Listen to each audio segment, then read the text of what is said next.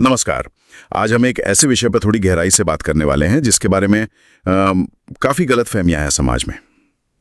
महिलाओं की वर्जिनिटी या जिसे कौमार्य कहते हैं, अक्सर इसे सीधे सीधे हाइमन और पहली बार सेक्स के दौरान ब्लीडिंग से जोड़ दिया जाता है। बिल्कुल, और कई बार तो इसे बहुत ज्यादा महत्व दिया जाता है बिना इसकी असलियत जाने। हाँ, तो इसी पर बात करने के लिए हमारे पास डॉक्टर नेहा मेहता, जो एक जानी मानी सेक्स काउंसलर हैं। उनके एक यूट्यूब वीडियो का ट्रांसक्रिप्ट है।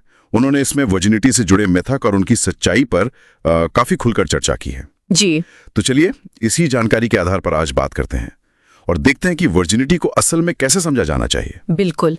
तो शुरुआत शायद सबसे आम धारणा से करनी चाहिए, हाइमन। हाँ, हाइमन। जैसा कि स्रोत में भी बताया गया है, ये योनि के बिल्कुल बाहरी हिस्से पर एक पतली सी झिल्ली या टिश्यू की परत होती है। जी। लेकिन जो बात यहाँ समझने वाली है वो ये कि इसे वर्जिनिटी का कोई पक्का सबूत मानना वो सही नहीं है। अच्छा, ये तो काफी अलग है उससे जो आमतौर पर माना जाता है। स्रोत में क्या बताया गया है कि क्यों ये सबूत नहीं है? देखिए, कई कारण हैं। पहली बात तो ये कि हर महिला में इसकी बनावट, इसकी मोटाई, इसका आकार अलग होता है। कुछ में तो ये जन्म से ही शायद बहुत कम विकसित हो या हो ही ना। और दूसरी, जरूरी नहीं कि ये सिर्फ सेक्सुअल इंटरकोर्स से ही टूटे या स्ट्रेच हो। अच्छा, मतलब सेक्स के अलावा दूसरी वजह भी हो सकती है। हाँ, बिल्कुल।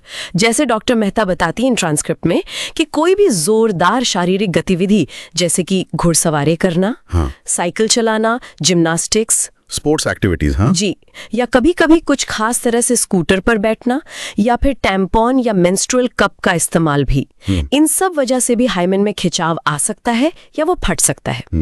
और कुछ महिलाओं में ये इतना लचीला, मतलब फ्लेक्सिबल होता है कि पहली बार सेक्स करने पर भी इसमें कोई बदलाव नहीं आता, वो जीवन भर रह सकता है। और वो जो पहली बार ब्लीडिंग होने की बात है, उसे तो लगभग वर्जिनिटी का जैसे सर्टिफिकेट ही मान लिया जाता है कई जगह। हाँ, ये शायद सबसे बड़ा मिथक है। स्रोत साफ कहता है कि पहली बार यौन संबंध बनाने पर ब्लीडिंग हो भी सकती है और नहीं भी।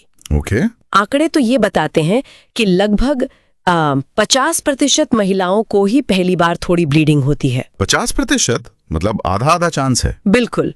तो बाकी 50% को नहीं होती। इसका मतलब ये तो नहीं हुआ ना कि वो वर्जिन नहीं है। सही बात है। ब्लीडिंग न होने के कई कारण हो सकते हैं, जैसे हाइमन बहुत लचीला है, या पहले ही किसी और वजह से स्ट्रेच हो गया है, या फिर इंटरकोर्स के दौरान पर्याप्त लुब्रिकेशन था।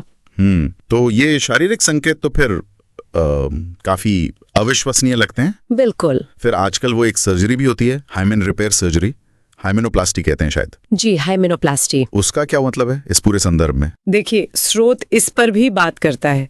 ये एक छोटी सी सर्जिकल प्रक्रिया है जिससे हाइमेन को दोबारा बनाया जा सकता है या रिपेयर किया जा सकता है। अब सोचिए, अगर किसी शारीरिक चीज को सर्जरी से ठीक किया जा सकता है तो उसे पवित्रता या चरित्र का स्थायी सबूत कैसे माना जा सकता है? हाँ, ये तो सोचने वाली बात है। इस सर्जरी का होना ही अपने आप में ये दिखाता है कि ये जो शारीरिक सबूत पर आधारित वर्जिनिटी की धारणा है वो कितनी भ्रामक है। और ये कहीं ना कहीं सामाजिक दबाव को भी दिखाता है ना? बिल्कुल बिल्कुल, ये सामाजिक दबाव का ही नतीजा है। अच्छा, एक और सवाल जो अक्सर आता है वो मास्टरबेशन या मेंस्ट्रुअल कप के इस्तेमाल को लेकर है। क्या इनसे वर्जिनिटी पर कोई असर पड़ता है? स्रोत के मुताबिक आमतौर पर नहीं।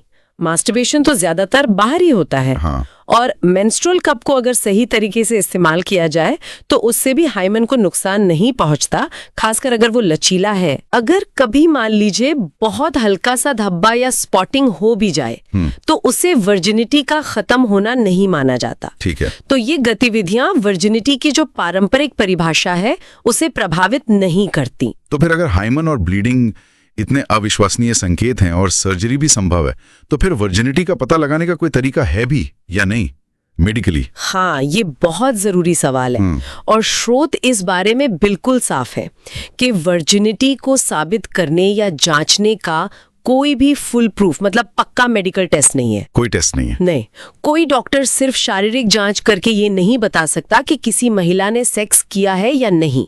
हाँ, अगर हाल ही में कोई चोट लगी हो तो वो अलग बात है, लेकिन सामान्य तौर पर नहीं। तो फिर कैसे पता चलेगा? असल में सिर्फ 2 ही तरीके हैं, या तो महिला खुद बताए, ओके, या फिर वो पहले कभी गर्भवती हुई हो। इसके अलावा कोई वैज्ञानिक पैमाना है ही नहीं। तो इस पूरी बातचीत का, इस पूरी जानकारी का सार क्या निकलता है?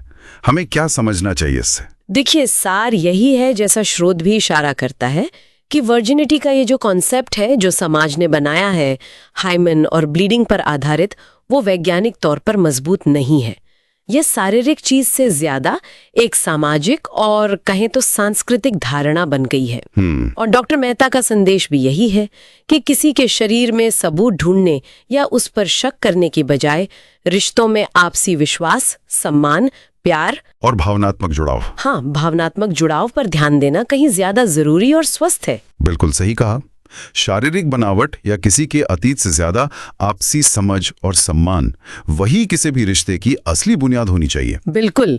तो अंत में स्रोत हमें यही सोचने पर मजबूर करता है कि क्या वक्त नहीं आ गया है कि हम वर्जिनिटी की इस पुरानी, कई बार दकियानुसी और वैज्ञानिक रूप से गलत साबित हो चुकी धारणा से आगे बढ़ें और इंसानी रिश्तों को शारीरिक जांच पड़ताल के चश्मे से देखने के बजाय आपसी सम्मान और भावनात्मक गहराई से देखें। बिल्कुल। ये जानकारी डॉक्टर नेहा मेहता के वीडियो ट्रांसक्रिप्ट पर आधारित थी।